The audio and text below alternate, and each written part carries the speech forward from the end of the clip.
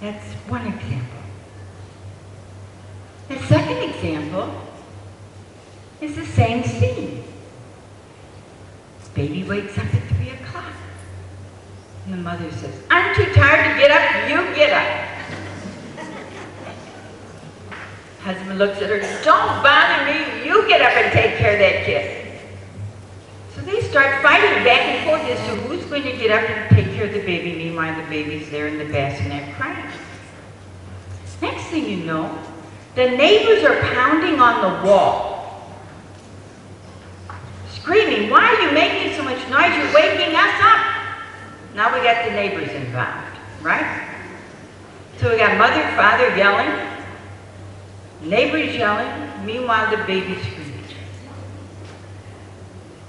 Mother finally gets up, yells at the baby, why are you waking up? Why didn't you sleep all night? I gotta go to work tomorrow. I'm so tired, I don't feel like doing this. So about the time that she finally gets the bottle into the baby's mouth, the baby starts sucking and goes, sucks a little bit more and withdraws. Mother says, you're not hungry. If you were hungry, you'd be drinking this milk. So she puts the baby back in the bed, and the baby cries itself to sleep. Now, what is this teaching the child about self-esteem? The first example, it teaches the baby that someone loves me, someone cares for me, someone will be there to take care of me and help me. They like me. What's the second example teaching that child about self-esteem? You're too much trouble. You're bothering us. We don't want to take care of you. If you got a problem, you go cry it out by yourself. Do you see the difference? Huh? Do you see the difference? Self-esteem is how you feel about yourself. Feelings are the first language of a child.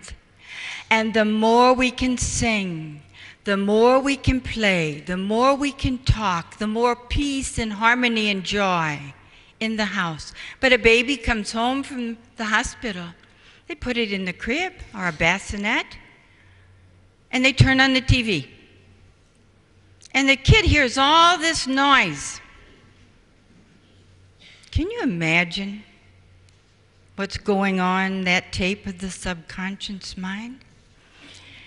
If you want your children to learn a skill, music or art, sports, teach them before the age of 10. Because at the age of 10, a hormone is produced. And that hormone will destroy all of those little runners in the brain that are not strong enough and firm enough. So the best time you can teach your child is 0 to 5. If you want to teach them skills, do it before 10. Now this brings up another subject. Mothers. Most of the mothers are not staying at home.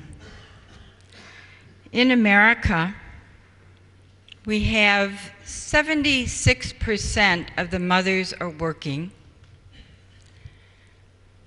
We have 10 million children under the age of 5 in daycare. 10 million children in daycare. Have you ever been in a daycare? They may have 3 teachers there, and you may have 30 or 35 kids. I've gone in them, and I've seen little kids that were sick, 2 and 3 years old, laying on a little blanket, sucking on their thumb, all alone in the world. And you wonder why our kids don't have any self-esteem. You wonder why they're trying to escape and they don't like themselves. You wonder why we grow up and we don't love ourselves. It starts from in the womb. I remember when my son got married, and he and his friends who were recently married, their wives and them were all working. I had no children at that time. And he said they sat down and they analyzed one night when they were all together how much their wives made,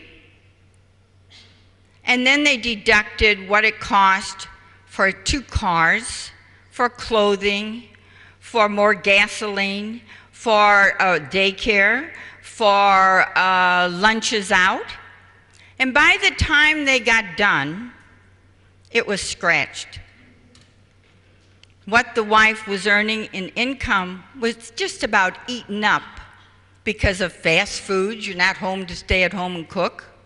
And because of all these additional expenses. We think many times we can't afford to stay home. But if you realize that this child is your primary responsibility, there's no job in the world that is important as molding the character of another person. None. Look how long he worked. Do you think they remembered him after he was gone for 2 months? Are you kidding? Probably after 2 weeks they didn't know what he did. But the work that I did will live after me for 100 years. The mother is the primary caretaker in the house. We have the nature and the ability to take care of children and to sacrifice. Mothers and fathers and those that are not married, think seriously before you have children. If you get educated and want a big career, then stay with a career. Don't have children. Because if we don't stay home from 0 to 5, this child is going to be lost. It's a very serious thing.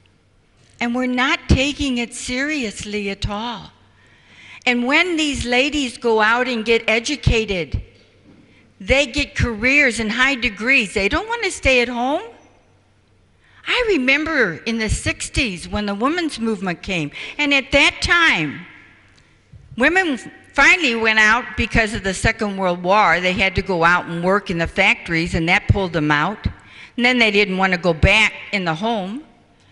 But women were making 58 cents for the same job a man was getting paid $1 for. That wasn't right. But it went to the extreme. You see, equality. Yes, with jobs, there should be equal pay for equal opportunities. But concerning men and women, we are not equal. We're completely different. And we have different roles in society. God created us in this manner. I cannot say enough. I remember when I was young, and I had 2 or 3 kids, I would have my friends call me and say, Rita, why are you staying at home wasting your time? Why aren't you out working? I see this in the newspaper.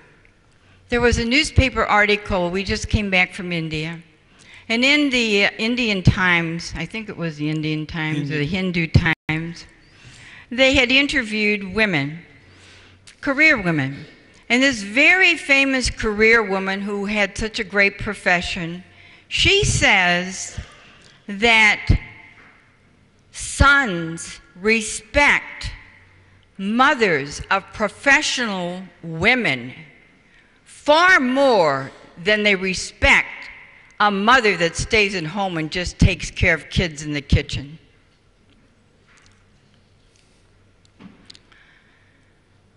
Such humiliation. I've seen it all through the 60s, 70s, 80s, and now I'm seeing it all over again in India because they've only had TV about 10 years. It breaks my heart, I know what